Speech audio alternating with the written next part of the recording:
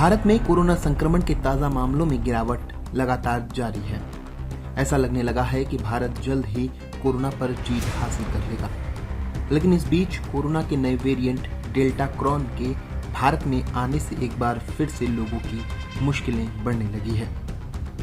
आपको बता दें कि पूरी दुनिया में ओमिक्रॉन ने कहर मचाया था। गनीमत रहा कि ओमिक्रॉन अन्य वेरिएंट की तुलना में कम घातक रहा। अब माना जा रहा है कि नया वेरिएंट पहले से ज्यादा खतरनाक है। इसे डेल्टा क्रॉन नाम दिया गया है।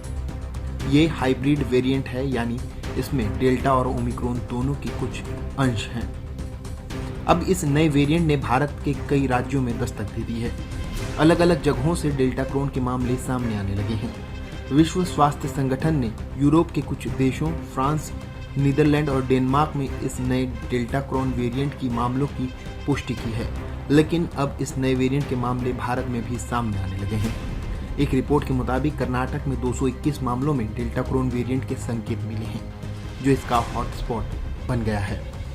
कर्नाटक के बाद तमिलनाडु में 90, महाराष्ट्र में 66, गुजरात में 33, पश्चिम बंगाल में 32 और तेलंगाना में 25, वहीं दिल्ली में 20 मामले संभावित डेल्टा क्रॉन की जांच के दायरे में हैं।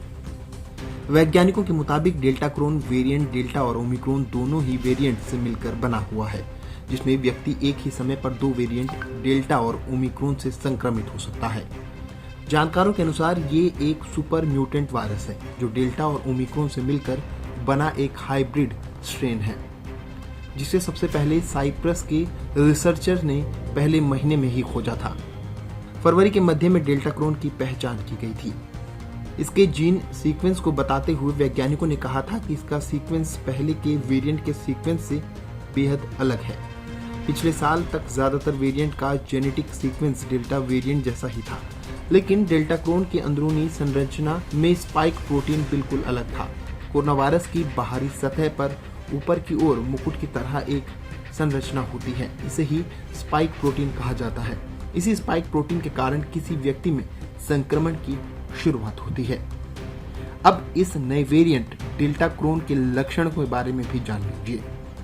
डेल्टा क्रॉन कितना खतरनाक हो सकता है, अभी इसके बारे में पूरी जानकारी सामने नहीं आई है। लेकिन जहां तक इसके लक्षणों की बात की जाए तो शरीर का बढ़ा हुआ तापमान, बहती या भरी हुई नाक, लगातार खांसी, थकान महसूस होना, सांस लेने में कठिनाई होना, सिर दर्द, उल्टी और दस्त इसके प्रमुख लक्षण हैं।